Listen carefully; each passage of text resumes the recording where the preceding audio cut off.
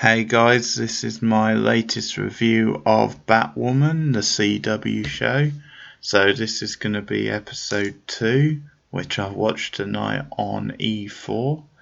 And the basic plot of this one is that after the events of last week, Kate has got hold of Alice's knife, or what she thinks is Alice's knife anyway, and she is trying to use it. She is trying to convince her father that her late sister Beth is in fact still alive, and so she's trying to convince him to use the knife to get DNA off it to prove then Alice is indeed Beth and that Beth never died. But the father's having none of it, claiming that they found conclusive proof years ago. We see in a flashback him explaining to Kate then they found like Beth's bones in like the farm, but there's some like ambiguity there because young Kate is claiming no, I checked that farm like loads of times, there were no bones to be found. So something very murky going on, something very suspicious, as we said.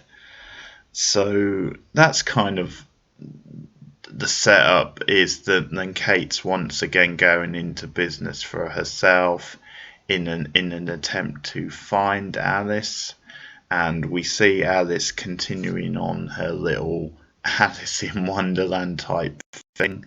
They've been dubbed that, her and her gang, and she goes to actually the house where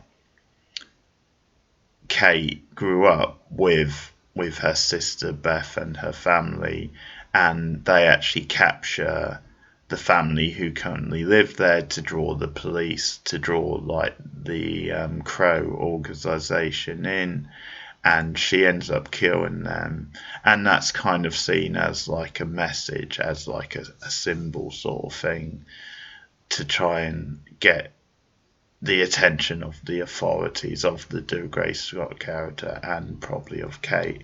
So you get these separate like plots where Kate is trying to track down Alice, trying to capture her, but trying to stay ahead of her father and of the Crow Academy. At the same time, she's basically masquerading around town as Batman. So she's got hold of his suit, I guess, as a cover sort of thing, and as so she can kind of, I guess she just, it's a little bit shaky, but I guess she just feels it's a bit easier to go around town as a cover as Batman as she tries to get Alice. Also, I guess because then she can fight any crime along the way. As I said, it's a little bit shaky, but she has the suit on, so she kind of looks more like Batman. And I guess if you got close enough to her, you could tell it's actually a woman in the suit, but maybe they never do. So the town start gossiping, saying, "Oh, Batman's back" and all that. And there's this kind of thing that it's actually the son of Lucius Fox. I assumed last week it was like a younger version of Lucius Fox, but he says to her at one point that you've got to, you may not have wanted this new identity, this role as like savior of Gotham City, but you've kind of got it now because it's all in the headlines. They think you're Batman. And there's something, a little touch there of them playing with the gender type roles. The fact that she's kind of dressed as Batman and they think she's a man kind of thing. So nothing too subtle, but just something in there. So that's the main setup, so I'll go into some spoilers now, and it's another pretty weak episode. I was sort of mixed on the first episode. I did think there was some good stuff in there, and this episode isn't awful, but I do think it kind of goes down the route again of the first episode and sort of kind of loses some of the like the stronger stuff from that episode. But I think part of the problem is then it's really uneven. It's like this attempt. They're definitely going with like the CW soapy show, which just happens to be like a gothic Batman style show. But at the same time, they're still trying to do those beats, and they're still trying to make it into like kind of something a bit darker or a drama as well. And the two just don't mesh well together. So you get a scene where like Kate and her family are having dinner, and it's when she's trying to convince them, first brings up the idea, oh, Beth's actually still alive, and by the way, she's Alice. And it just because the whole thing is very kind of surface level, and the acting's sort of okay. Some of the cast are better than others, but I think just because for whatever reason, it just feels like a bit of a forced sort of drama, and it's like mishing with this other sort of show. Just that scene plays a little bit flat.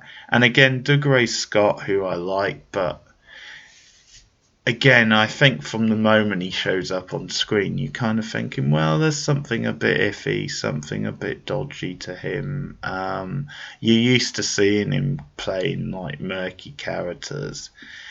So like the attempt at drama in that sort of scene just didn't play very well. It wasn't very convincing. And also another thing I noticed in this episode is that Dougray Scott's accent, his attempt at like an American accent is just very wonky. I mean, he's been in quite a few American films, but I've not really noticed before because, of course, he's Scottish originally. So I don't know if he's just always. I mean, I've seen him in a fair few English things as well, but maybe in the past he's just always just gone with the Scottish accent like it's native, so it's not stood out as well. But he has been in a fair few American films, but yeah, he really struggles with the American accent in this, so that's kind of quite clunky. But also, like, part of the imbalance I'm talking about is with Alice in this, because as I said last week, I thought she was pretty decent at doing like the kind of slippery type villain, the gothic type character. But the problem was then it's just very cliched at this point, and there's not a lot original going on with that.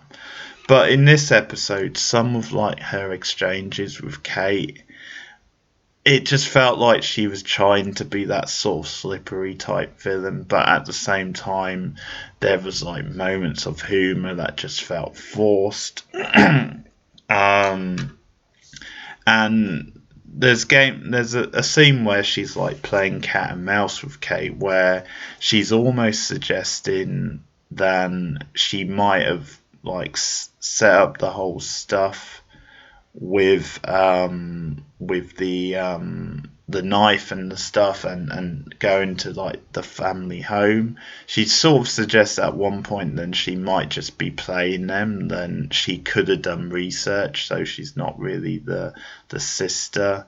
And stuff like scenes like that were just a little bit silly. I think they've kind of given the game away that she is the sister, but just stuff like that is a bit unbalanced as well in terms of tone, because again it's jumping between her trying to be like this kind of hyper, like gothic type villain, but also the more the soapy type stuff with like the melodramatic, like cheesy sort of music and the other stuff. And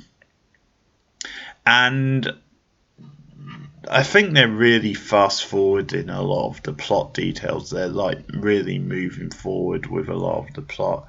It's like the whole stuff about Alice being the sister, and obviously Kate trying to confront her dad with this, and we get the background where it seems like they have something to cover up.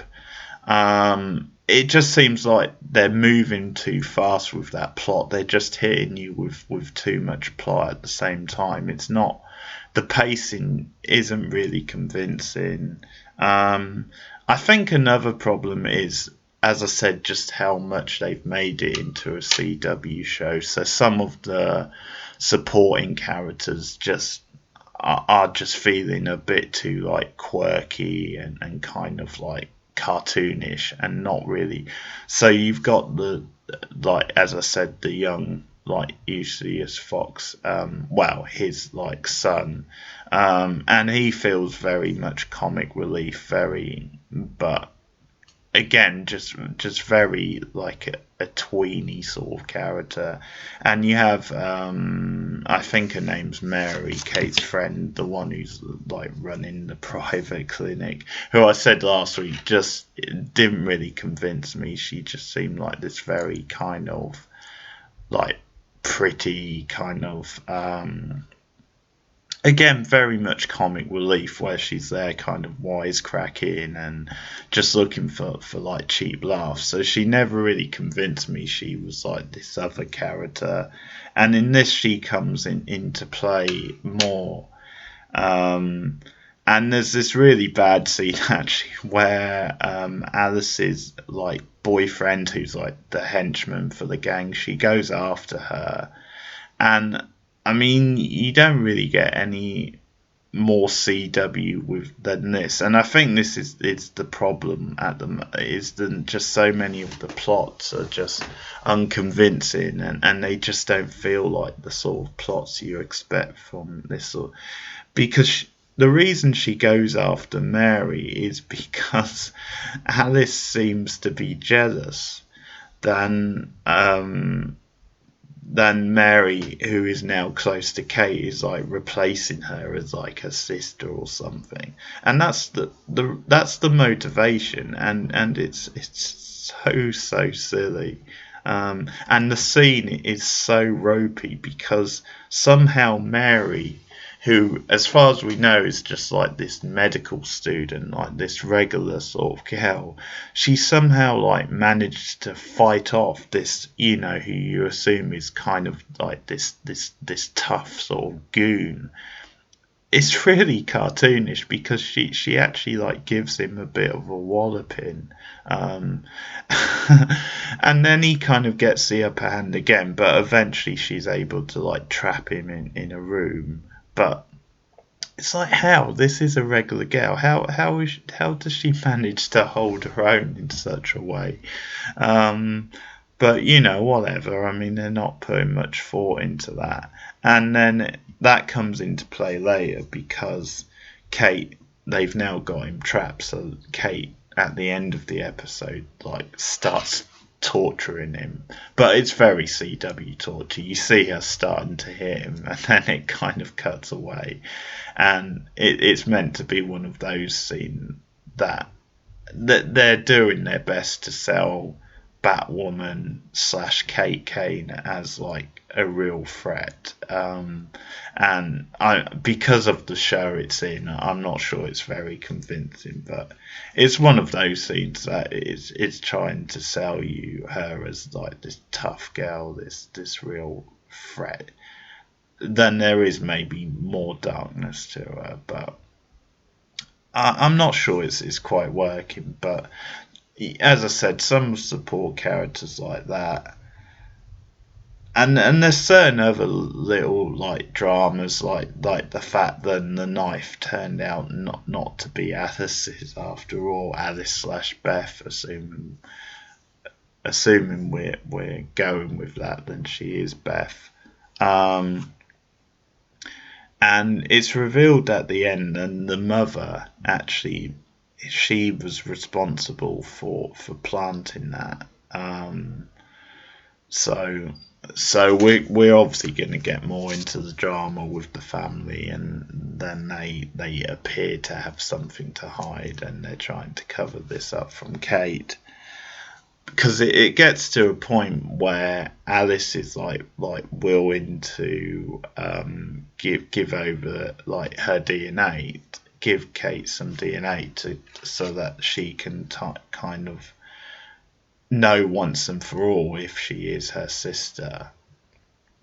But then the crows show up, which is kind of a ridiculous name, but they show up and they take Alice into custody.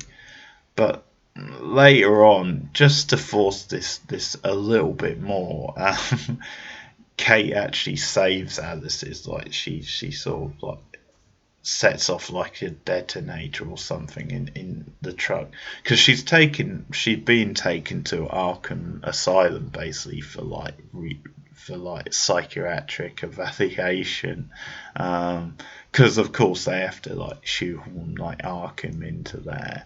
But Kate saves her, and it proves a really dumb move because she kind of gets her out of the water and they go onto the shore, but then Kate like passes out, and when she comes to, Alice says it's Kate basically, because of course because she's the main villain, and they're going to keep this drama going a bit longer, although it may well turn out that in a way the father is the main villain. And while we're on that, we do get some more flashbacks which really don't do the shows any favour.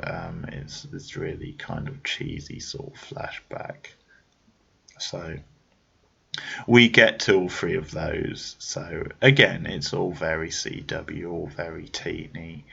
And I'm not sure that's really what you want from this sort of show, really. But in a way, it's probably like that Unbalance, as I said. If they just went for one or the other, if they went for like a darker gothic superhero show, then you could really get into that. But on the other hand, if they wanted to make it this more entertaining, lighter teen show, I mean, I'm not sure that would be for me, but just focus on that, I guess. But whatever. So yeah, pretty weak episode. That's episode 2 of Batwoman, but I will return with a review of episode 3 next week.